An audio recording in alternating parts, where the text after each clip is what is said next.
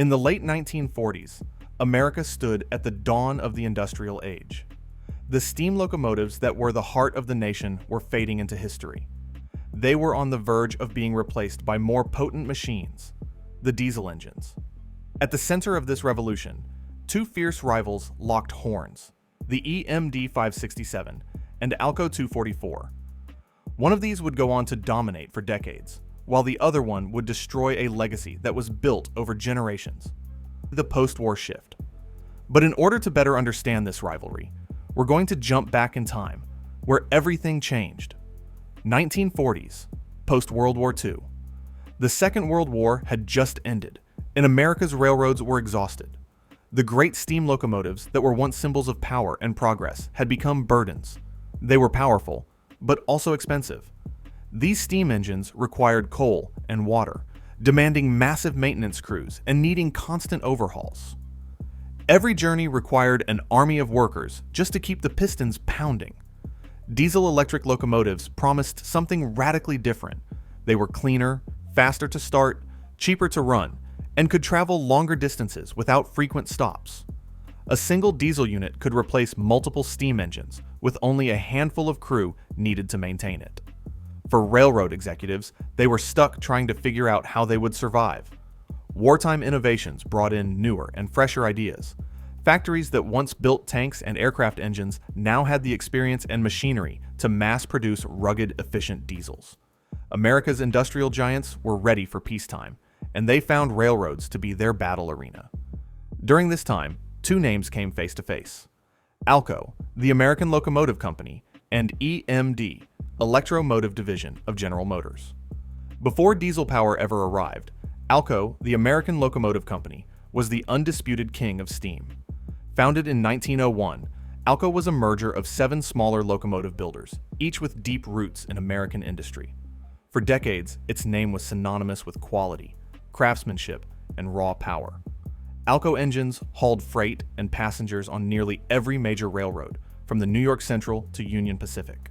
Its massive steam locomotives, like the 464 Hudsons, 484 Niagaras, and the legendary Challengers, defined American railroading between the 1910s and 1930s.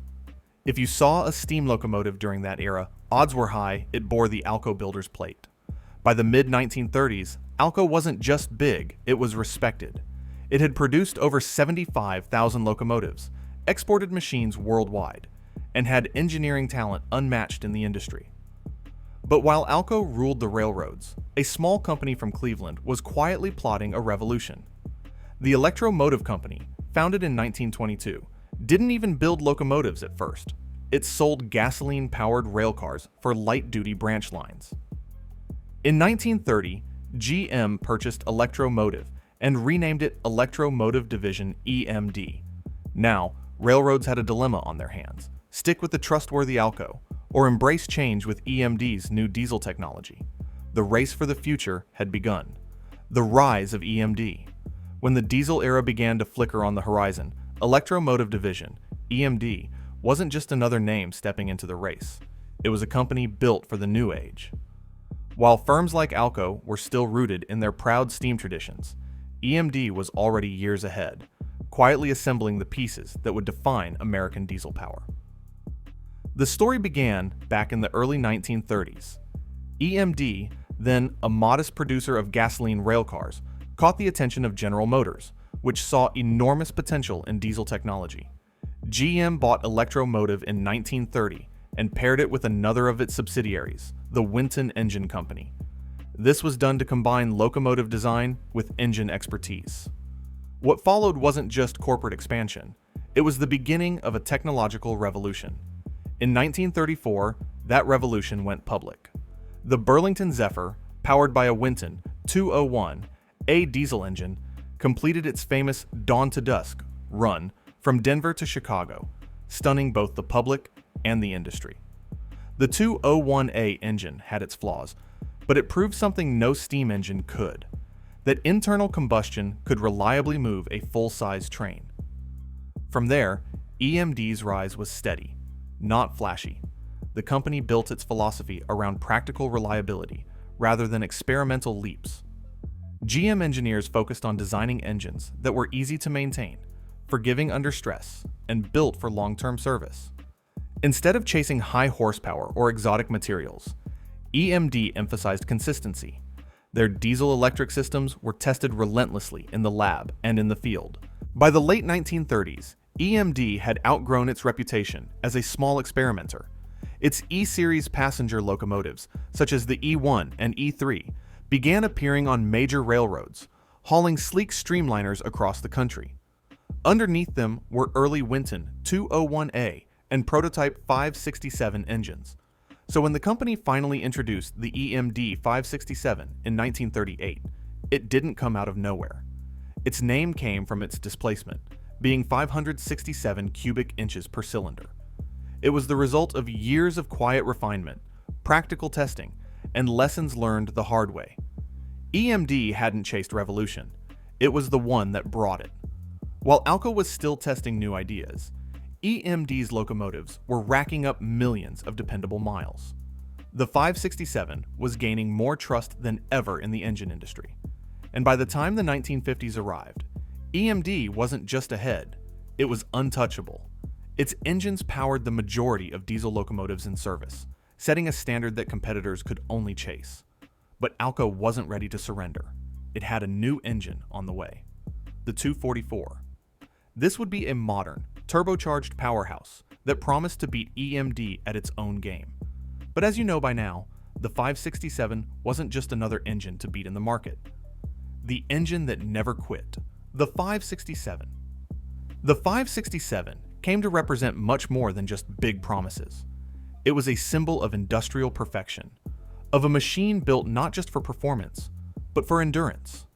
Unlike the experimental engines that came before it, the 567 was a two-stroke, roots-blown diesel designed specifically for locomotives. It was not repurposed for marine or stationary use. It had a modular block design, meaning each power assembly could be replaced independently. That small detail made a world of difference. Railroads could repair engines faster, cheaper, and on-site. The 567 also featured unit injectors, eliminating the need for complex external fuel systems and ensuring precise fuel delivery to each cylinder. Its Roots-type supercharger forced air into the cylinders, giving it strong low-speed torque. This would make it perfect for hauling heavy freight. Everything about the 567 was built for reliability and maintainability, and it met those expectations thoroughly well. When the FT locomotive from EMD debuted with twin 567 engines, it stunned the industry. On a 1939 demonstration run across the United States, the FT ran over 83,000 miles in just a few months, often pulling trains that once required 2 or 3 steam locomotives. The railroads were convinced that diesel wasn't the future. It was the present, and it was already here.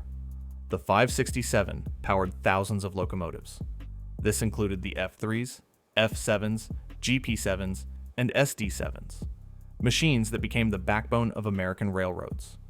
Crews came to call it the engine that never quit, because it almost never did. As the 567 continued to rack up millions of miles across the continent, Alco was working behind the scenes on something that would pose a threat to the 567's domination. In came the Alco 244 engine in 1946. Alco's reply, the 244. For decades, Alco had been one of the giants of steam. Its massive locomotives hauled freight and passengers across the country, symbols of American power and craftsmanship. But by the mid-1940s, that world was fading fast. Diesel-electric technology was taking over, and Alco, once dominant, was lagging behind. EMD, now backed by the immense resources of General Motors, had captured the early diesel market.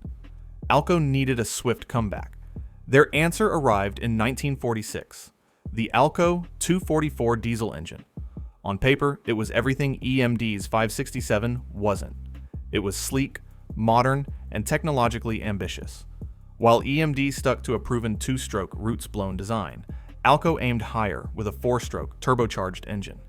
The 244 promised more horsepower per cylinder, better fuel economy, and a path toward a new generation of high-speed diesel locomotives.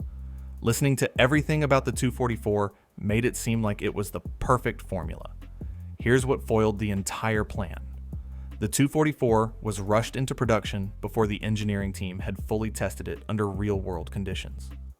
Alco was under pressure from management, investors, and from railroad clients eager to see a true EMD challenger. Their first new models, including the PA passenger units and the FA freight units, looked stunning and carried that signature Alco roar. Early orders rolled in, and for a moment, it seemed the steam-era Titan had found its footing again, but cracks started to show almost immediately. The turbocharger, one of the engine's key selling points, proved unreliable. In some cases, it failed really badly. This forced entire locomotives out of service. The engine suffered from lubrication system issues that starved bearings of oil, leading to early wear and failure. There were vibration problems due to crankshaft imbalance and timing irregularities. Even minor component failures were found in pumps, injectors, and cooling systems. This added up to a nightmare for railroad maintenance crews. Railroads that had bought into Alco's promise found themselves facing constant breakdowns.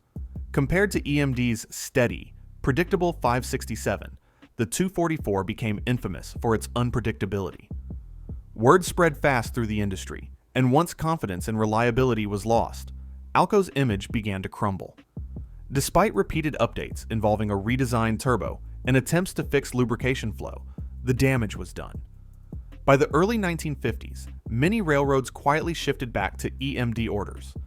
The 244's flaws became symbolic of Alco's larger struggle. It had become a company trying to innovate faster than it could handle. The result was that the company began crumbling really badly. It wasn't that Alco engineers were incompetent. Let's get that out of the way. They were brilliant, but under impossible deadlines. The 244 could have been a masterpiece had it been allowed the time to mature. Instead, it became a cautionary tale of what you're not supposed to do in engineering school. By the time Alco replaced the 244 with an improved successor, EMD's dominance was way ahead. The engine war wasn't over yet, but Alco was already bleeding out. Alco bleeds out. The fallout from the Alco. 244 wasn't just mechanical, it was more of failing to keep up its reputation. Once the 244 engines began failing in the field, the railroad trust evaporated almost overnight. These were not isolated breakdowns. They were systemic failures occurring across multiple units and railroads. The very companies Alco had once counted as loyal partners, Union Pacific, Santa Fe, and the New York Central, began to distance themselves from Alco. They had fleets to run, freight to deliver, and schedules to meet. And with Alco backing them, stutters would be more common than not. And it's something these companies couldn't risk. In the railroad industry, reputation is currency. EMD locomotives were proving themselves daily by running thousands of miles without serious issues. Meanwhile, Alco's name was increasingly associated with breakdowns, warranty claims, and frustrated maintenance teams.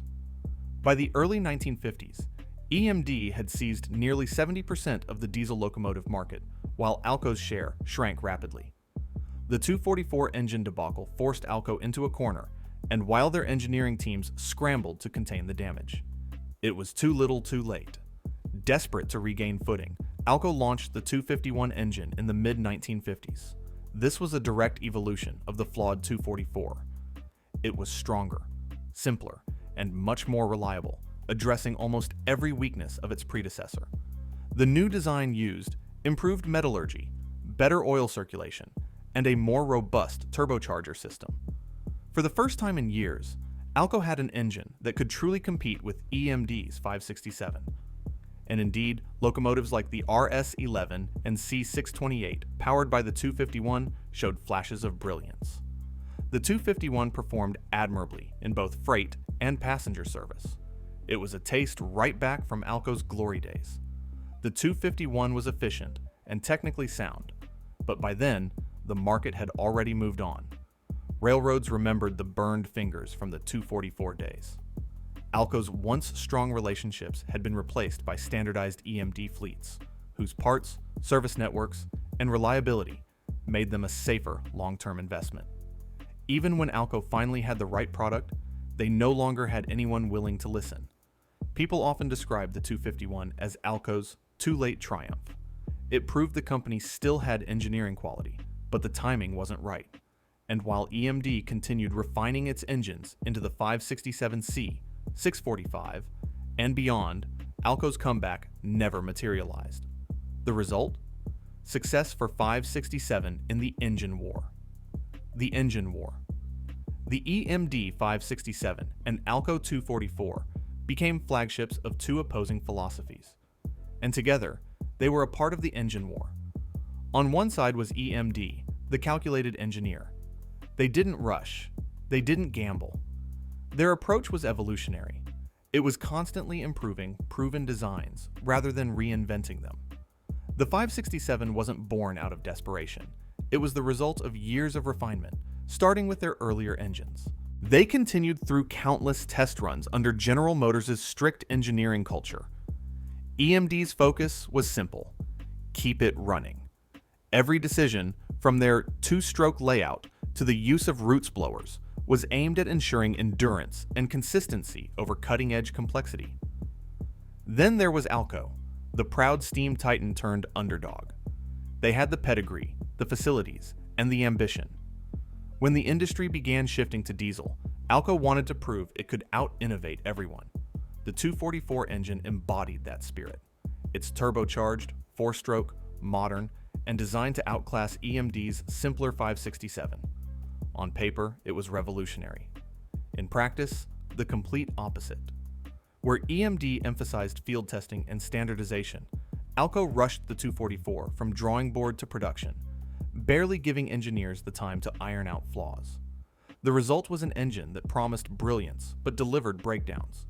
Cracked blocks, crankshaft failures, turbocharger issues, and oil leaks turned once enthusiastic customers into skeptics. The performance contrast was glaring. The EMD 567 proved itself across all kinds of terrain, hauling freight through the Rockies, powering commuter trains in harsh winters, and doing it all without catastrophic failure. Mechanics loved it for its modular design.